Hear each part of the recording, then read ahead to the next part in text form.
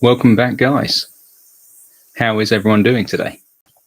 It is nice and hot here in New Zealand, that's for sure. So I am ready for this. I hope you've had a good week so far. If you didn't vote in the polls, I recommend that you do next time, just that way you get an input into the way things are going. I've switched it up a little bit this week, and instead of using the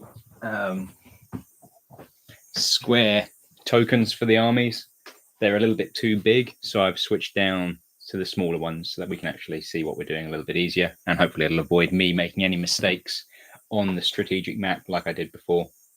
And you can see through these ones, so it's a bit more easy for me to actually track things for us. So, lay of the land, as per the end of turn 4, we've got the Scottish forces up in the north. We've got the king ready to pounce on London.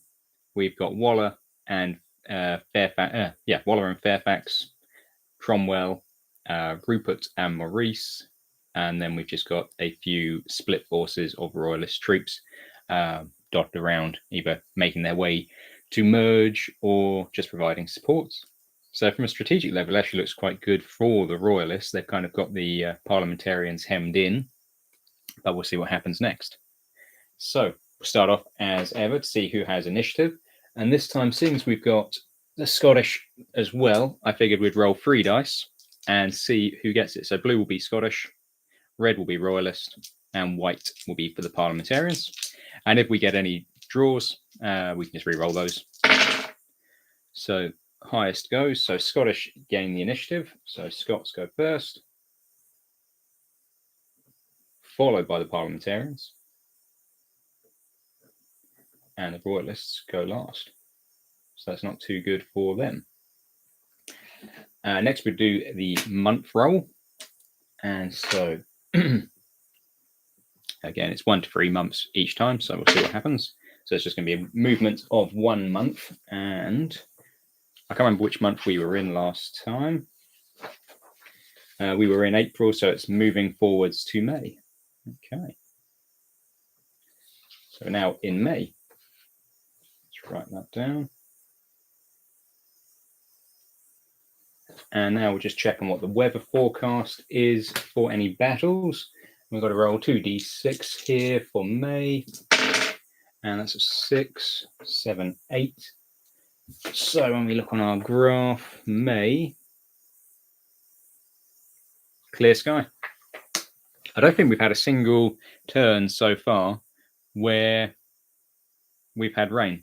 I think every single one campaign turn has been good weather. So interesting. So weather is clear. Hey, Luke, thanks for joining us. And I'm glad you are enjoying the campaign so far. And I do agree with you. I think this will be the decisive one. Whatever happens here is really going to either cripple one side or the other. So yeah, it'd be interesting. So that's our weather. Any historical events? We are in 1643. So nope, nothing this turn to worry ourselves about. So next we're going to move into the random events for which are going to affect the different army groups. So we're going to use our 1, 2, 3, 4. Yeah, there we go. So we'll start off with Cromwell and see what he gets. So Cromwell has got a 171. And a 71 is protect Sir James. So convert one of your harquebusiers to seasoned cuirassiers. So that's quite a benefit for him. So upgrade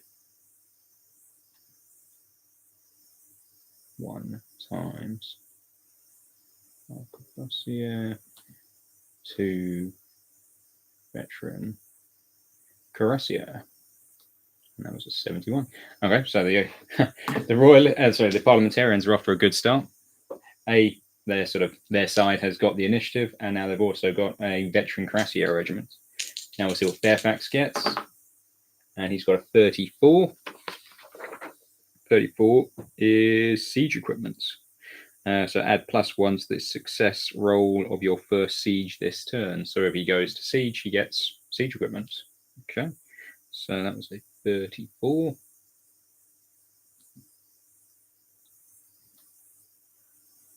I'm not sure if there'll be a siege, but if there is, another bonus. Then we've got Waller, who is located with Fairfax at the moment. And that's a 53. Okay.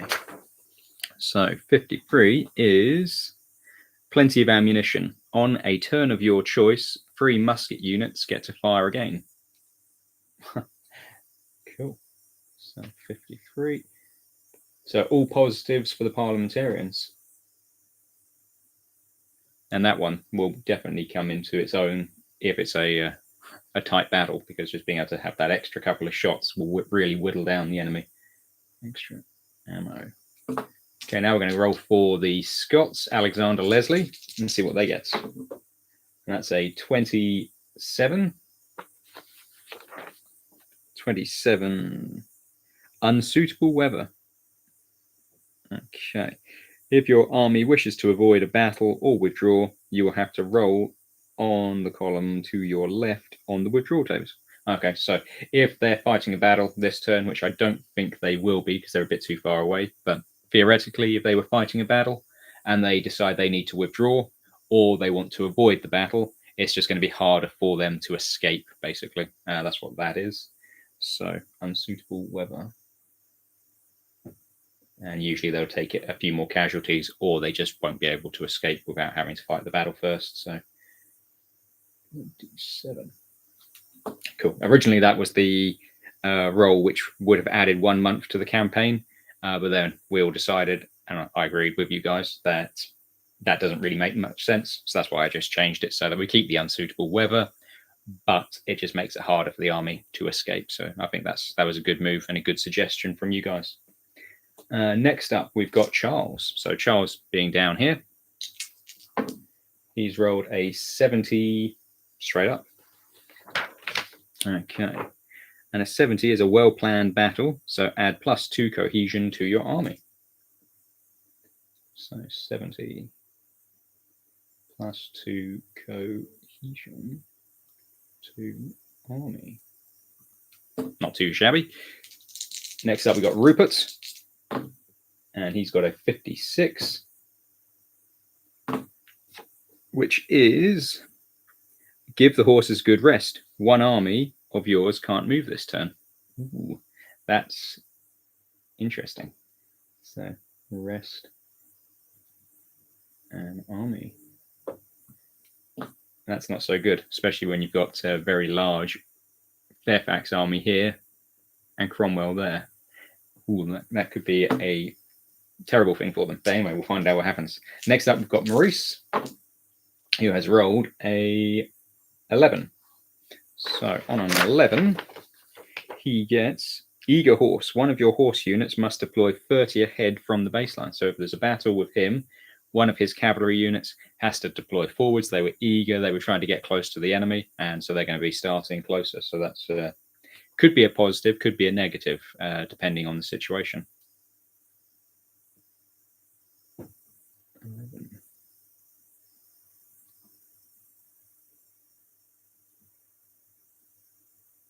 Closer to enemy. Cool. Then we've got our West Midlands force, which is sort of these chaps. See what they're getting. They are getting a 22. And that is bad weather. So they will gain 1 less campaign point this turn. So -1 campaign point this turn. So yeah, I think that so far has been pretty bad actually for the Royalists, and pretty positive for the parliamentarians in regards to these random rolls. We'll just do the final one, which is our Northern force, and see what they get. And they've rolled a 57, which is 57 arousing speech. Add 1 to each unit cohesion. +1 to each unit cohesion. Sorry about the fan in the background that's just come on. I know it's a bit annoying. It'll turn off in a second. But overall, looking back at those, yeah, we've got positive for Cromwell with his upgrade to cuirassiers.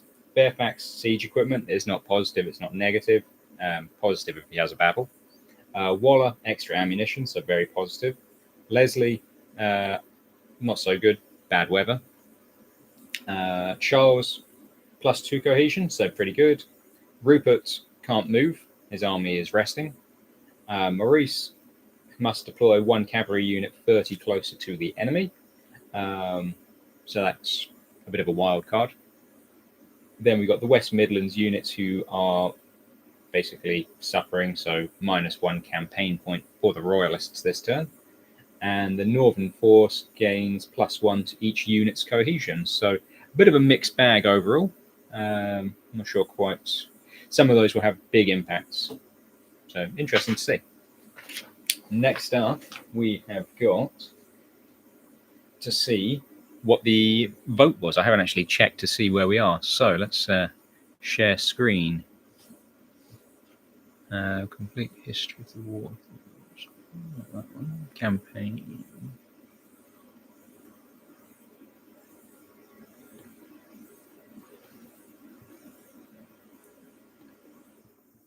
Bear me 1 second.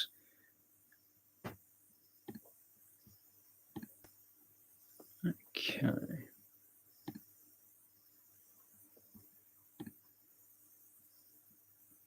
Alrighty, let's have a look. So parliamentarians, turn 5 options. With an overwhelming majority, they've gone for option 3, which is for Cromwell and Fairfax to converge and attack Rupert this turn. And Rupert can't move, so that's quite interesting. But really, I should have gone to the Scots first, seeing as they've got the initiative. And so, Scottish forces have chosen option 3, and option 3 was the whole army advances towards the nearest enemy army. Okay, so let's just jump back and do that on the screen. Cool. So our Scottish forces, nearest enemy army will be this northern group. So they can move 2, so that'll probably be moving them down to there this turn. Would be trying to think what the best route would be. 1, 2, that'll be about the fastest route they can go. So yeah, they're on their way, but not quite close enough to fight this turn. Next up, we've got the parliamentarians who were second, and that was, I'll go back and check the details of it. Yes, it was for Cromwell and Fairfax to merge and attack Rupert.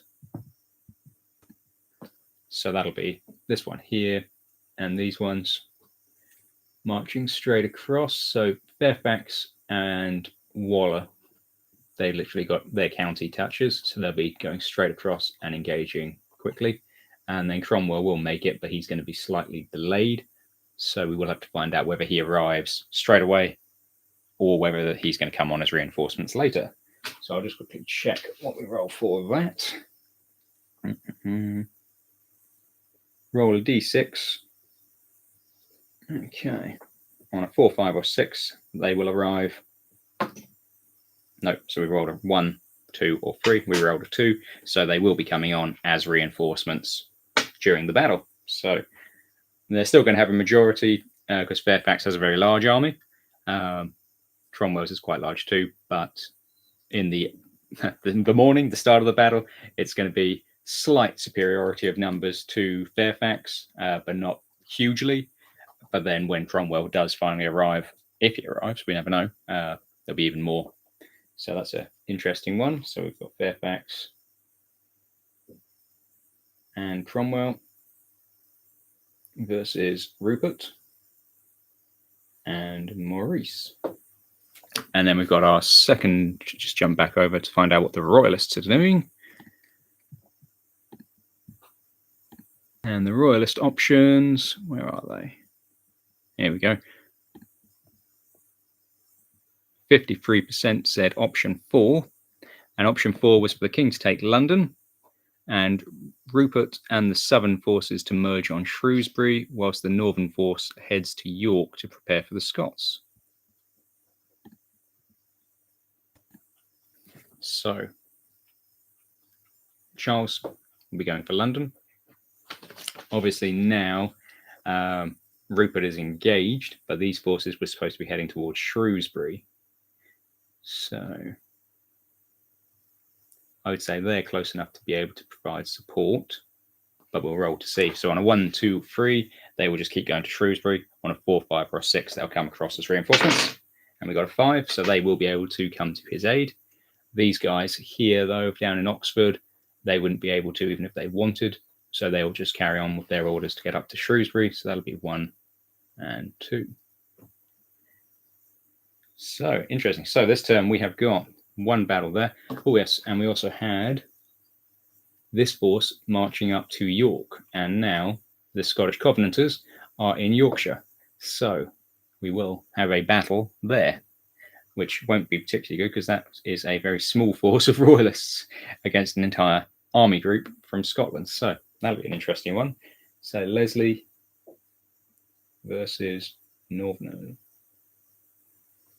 And can you guys have a think and see if you can come up with a commander's name for our Northern force and a commander's name for our West Midlands group? Seeing as we've got more troops now, let's get some new army names. The commanders' names. They can be based off of historical people or make one up if it sounds logical. Go for it. I'm happy either way. But then that's how our situation lies for turn 5, the start of turn 5. And I think it's going to be a very, very interesting one. I'm not sure where it's going to go. So exciting, that's for sure. I'm really glad that you guys are enjoying the campaign, and I hope that it keeps going nicely. I'm not sure what is going to be the outcome here, because just following on, Carlisle will have become neutral because the Scots have gone through it. York, depending on the outcome of this, will either remain Royalist, very unlikely, or will become neutral or be gained by the Covenanters. So the Royalists will be losing territory and campaign points. So they've still got to catch London and they've got to take Bristol. So yeah, the game is still afoot. Anyway, I'm glad that you're all enjoying it. Oh, thanks. Yeah, he's usually in, apart from when he starts scratching when I'm doing videos, then he's not quite so cute. But yeah, I think that pretty well sums it up, unless anyone else has any questions, queries, suggestions. For a second there, Luke, I thought you were saying that a commander's name should be Cute Dog, and then it clicked what you were talking about. But no, cool. Anyway, I think that'll do us for now. So thanks very much for watching. Thanks for commenting, and I will see you guys next time. Take care.